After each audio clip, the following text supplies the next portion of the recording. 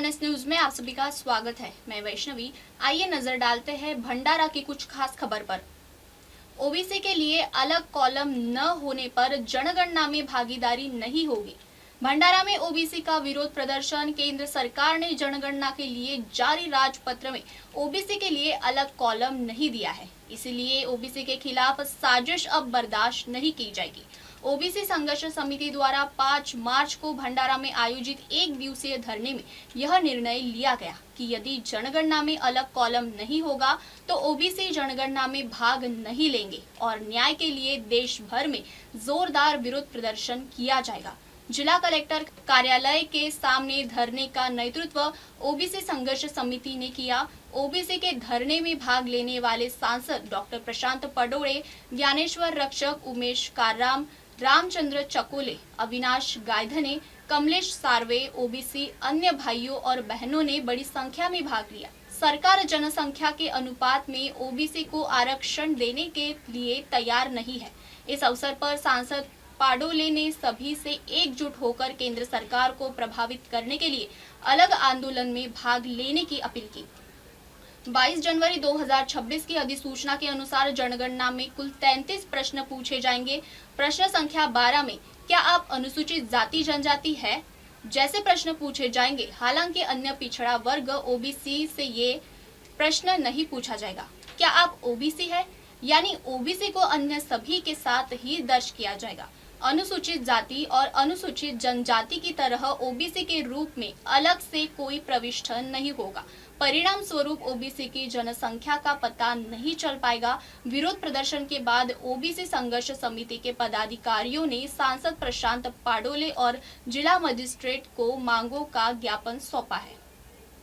भंडारा से विलास केजरकर की खास रिपोर्ट। ऐसे ही देश और दुनिया की तमाम खबरों के लिए देखते रहिए MNS न्यूज। ते सुखी आहेत म्हणून तो प्रॉब्लेम सुटला असंही नाही, तर ते आपल्या सोबत नाहीत म्हणून तो प्रॉब्लेम सुटला असंही नाही। तर आपल्याला या मुद्द्याला घेऊन काय जो असेल तो आहे जनगणना, आणि त्या जनगणनेसाठी कित्येक वर्षापासून तुम्ही कितपत पडलेला तुम्ही काम करताय।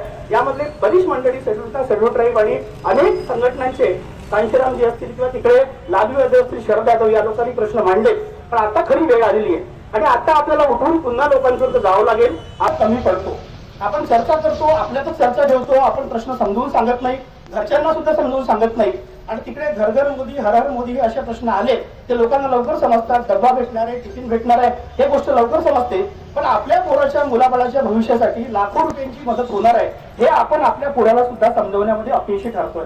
म्हणून ही चळवळ जी आहे ही लोकांपर्यंत जात नाही, म्हणून प्रामुख्याने आपल्याला अधिकाऱ्यांना सुद्धा चेतवण्याची गरज आहे। अधिकारी जर रस्त्यावर यायची गरज नाही, पण त्यांनी चर्चा तरी सुरू केली पाहिजे आणि त्यांच्याच हाताखाली कोणीतरी जे काही नारायण आहेत, होऊ शकते ओबीसी अधिकारी असतील, ते मृत्युंजय कुमार नारायण आहेत, तर अशा ओबीसी अधिकाऱ्यांच्या हातून सही करून हे काहीतरी ऑर्डिनन्स समोर करण्याचा प्रयत्न करतात। मित्रांनो, जनगणना एक क्रांति से आपको चलना होगा ताकि तुम लोकशाही को बचा सकोगे, वरना तुम पछताओगे।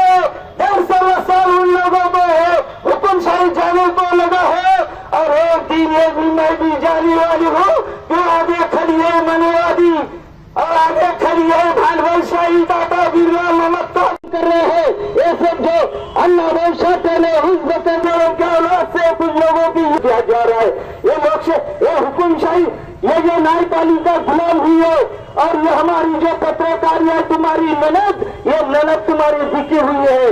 इसलिए वजह से विरोधों से एक आधा गलती हो गई तो बड़ा बड़ा छपती है और सत्ताधारा से गलती हुई तो वो छुपा लेती है।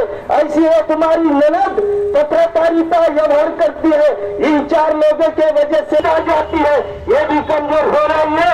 मुझे बोलना नहीं आने वाली पीढ़ी को आगे कमजोर करने वाले लोग मेरे जो अगल बगल में है, और जिस दिन मैं निकल जाऊंगी तो ये पुराने दिन है। 200 साल अंग्रेजों को निकालने को इन महापुरुषों को समय लगा है और कई लोगों को फांसी का, चंद्रशेखर आजाद जैसे लोगों को क्रांति करना पड़ा। अभी तो कोई सुभाष चंद्र पैदा नहीं होगा, अभी तो कोई बाबा साहब। आप देख रहे हैं MNS न्यूज, सच जरूर।